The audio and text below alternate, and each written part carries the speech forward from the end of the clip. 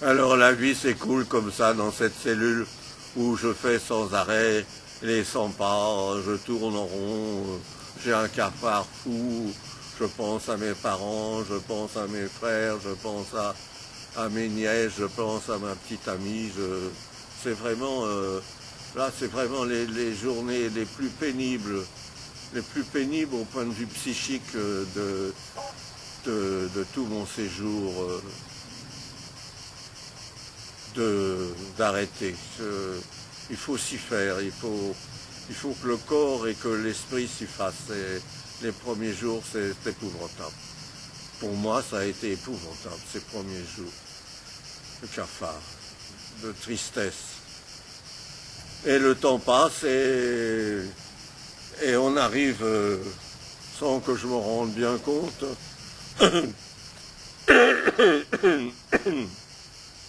au 27 février. Au 27 février, mais je ne suis pas sûr, moi, ce jour-là, que c'est le 27. J'en suis sûr maintenant, c'est le 27. C'est le jour de l'exécution de Chavannes, Vogler et Tête. Le gardien de prison vient me chercher dans ma cellule, comme d'habitude, ça veut dire viens, viens. Je le suis, il m'amène il ouvre la porte d'une cellule et il m'avait fait prendre avant dans une espèce de placard une pelle, un balai, un torchon, un seau, etc. Et il m'ouvre la porte d'une cellule et au même étage que la mienne du reste. Et il me dit Saubermachen, c'est ce qui veut dire faites propre. Voilà. Alors je commence évidemment à balayer, etc. Dans les cellules de la prison de Fresnes avait eu le privilège, au moment où elle a été construite, de passer pour la prison la plus moderne d'Europe, parce que c'était une prison avec de très grandes fenêtres, avec du carrelage au mur et avec un water avec eau courante et chasse d'eau, ce qui était d'un luxe inouï à l'époque pour une prison.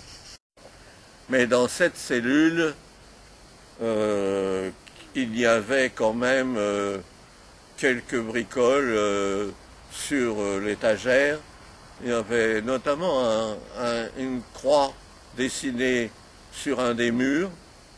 Et puis sur l'étagère, il y avait un petit crucifix, il y avait une petite statue de la Sainte Vierge, et il y avait des livres de prière, il y avait un missel, il y avait une Bible, il y avait différentes revues religieuses, etc. Je me suis dit, tiens, ça c'est un croyant, et c'est un type qui a dû être jugé, puisqu'il a le droit à avoir des affaires dans sa cellule, et il a dû partir. Tout ça, c'est des réflexions qui tournaient dans ma tête, et il a dû être jugé, il a dû partir pour purger sa peine, sans doute dans une autre prison, etc.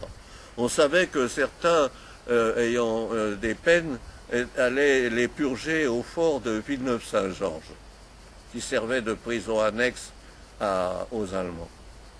Voilà ce que je pense dans cette première cellule. Et on me fait passer dans une deuxième cellule où le type me dit la même chose, faire propre.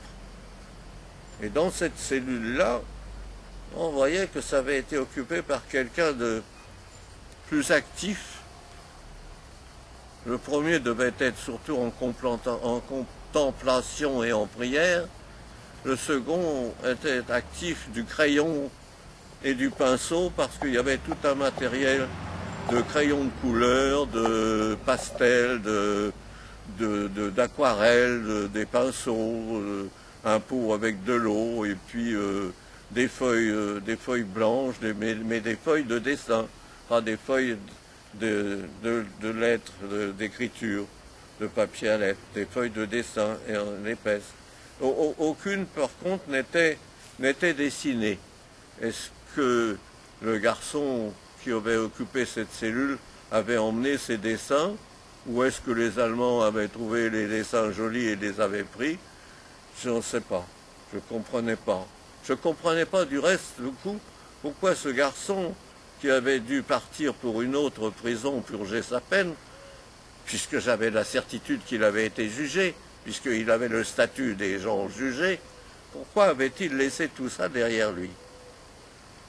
J'avais des pensées qui commençaient à m'effleurer, et on m'amène dans une 3e cellule, et là, toutes mes pensées se sont révélées malheureusement exactes. J'ai compris, dans cette 3e cellule, il n'y avait que des livres de droit et des rames de papier couverts d'une petite écriture, et j'ai tout de suite pensé que c'était la cellule de Chaban. Et comme je savais qu'il y avait des gars qui étaient partis pour être fusillés le matin, j'ai fait la relation et je me suis dit, les gars, c'est Chaban, l'étudiant en droit avec ses livres de droit, c'est Vogler avec ses livres de dessin et c'est Tête avec ses livres de prière. Voilà.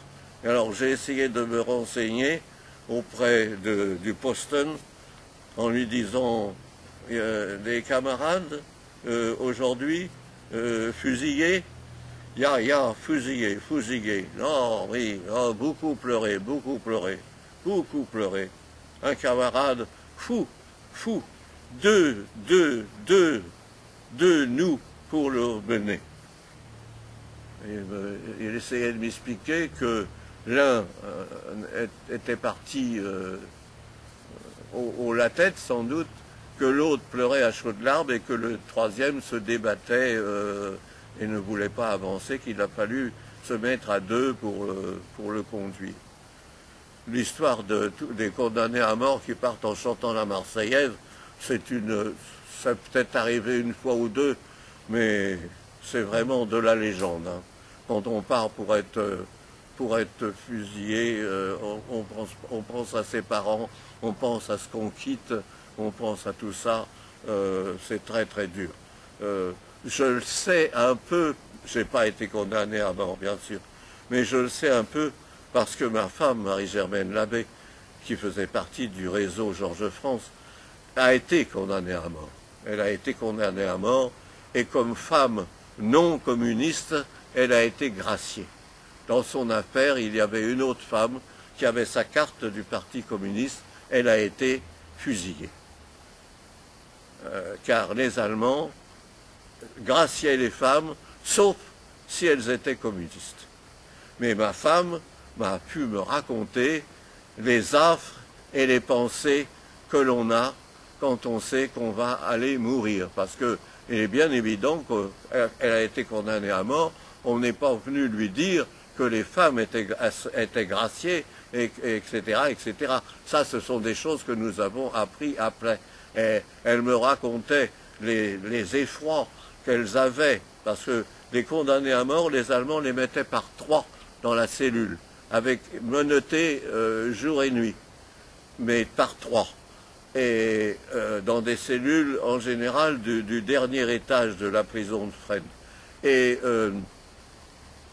ma femme me racontait l'effroi, les tremblements même, qui les prenaient lorsque elle percevait le bruit de la clé dans la serrure, que ce soit pour venir leur apporter du pain ou leur poser une question ou vider les ordures, mais à chaque fois, ce bruit de la clé qui heurtait le trou de la serrure, c'était pour elle, ça y est, on vient nous chercher. Et c'était effroyable, et elle disait, est-ce qu'elle avait raison, est-ce que certains Allemands étaient méchants jusqu'à ce point-là, que les Allemands le savaient et qui faisaient exprès, en passant devant les portes des condamnés, de heurter la serrure avec la clé, sachant que ça allait semer l'effroi dans le petit monde des condamnés à mort.